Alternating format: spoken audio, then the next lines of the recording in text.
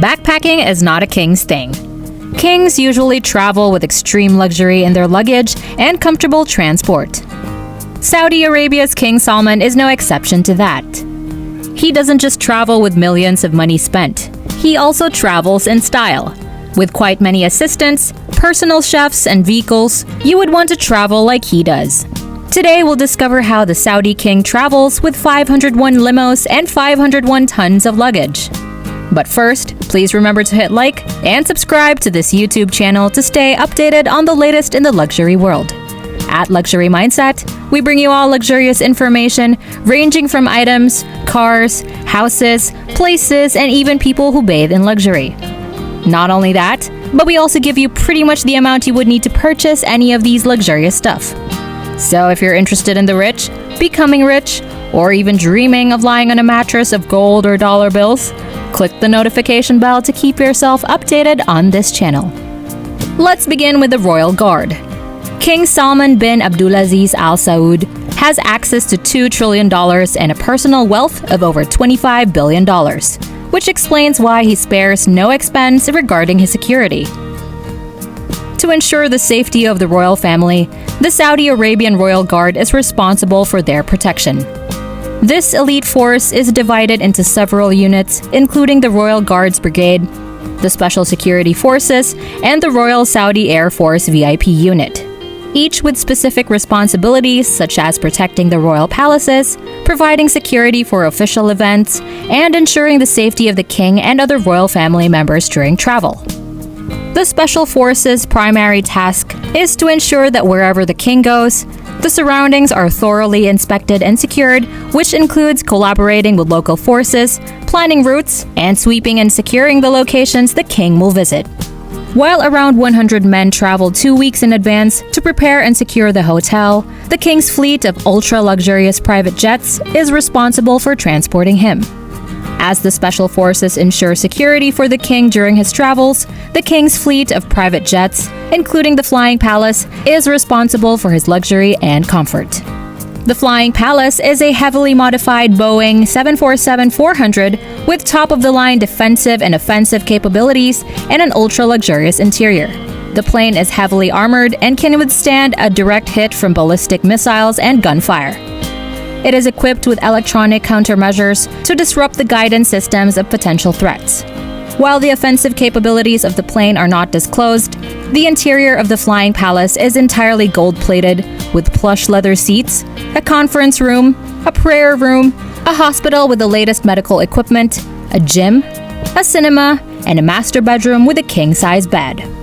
The cost of upkeep for the Flying Palace is $25 million annually, but the king considers traveling in such luxury worth the price.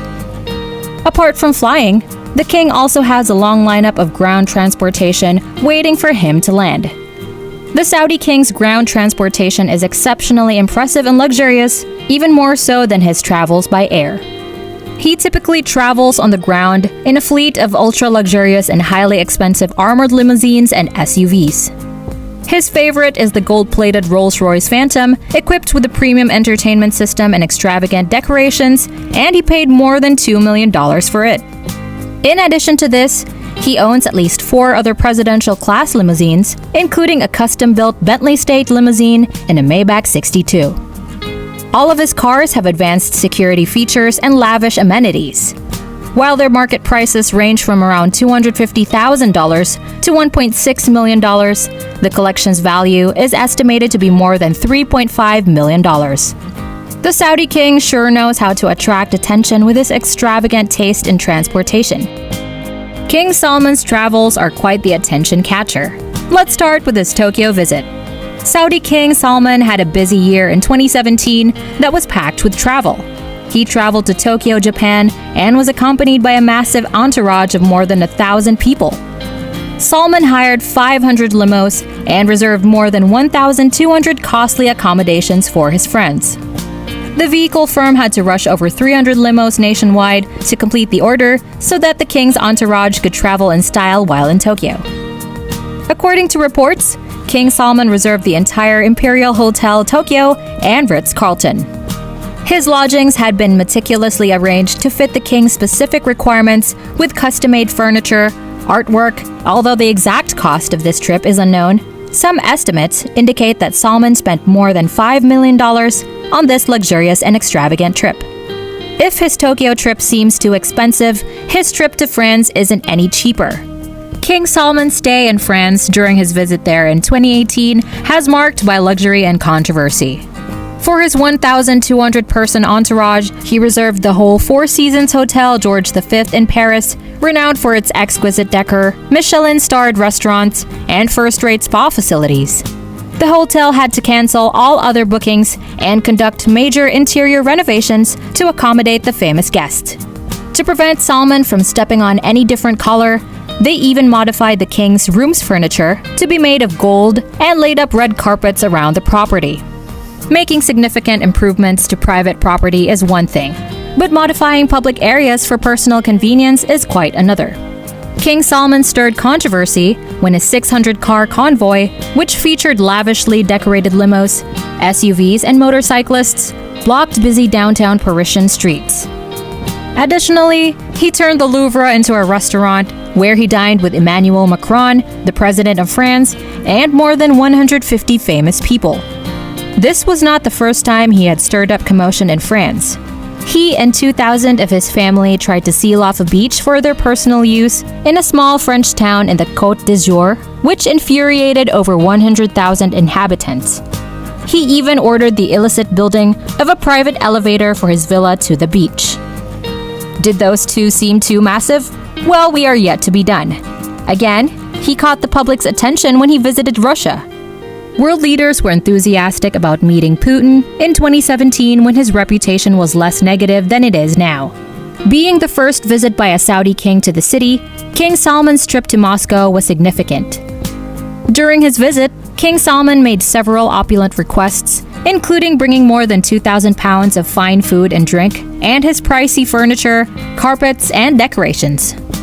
Additionally, he traveled with a sizable entourage of more than 1,500 people and stayed in two of Moscow's finest hotels, driving off well-off Russian citizens. He was expected to spend almost $3 million every night throughout his stay. Of course, we can't forget to include his trip to Indonesia.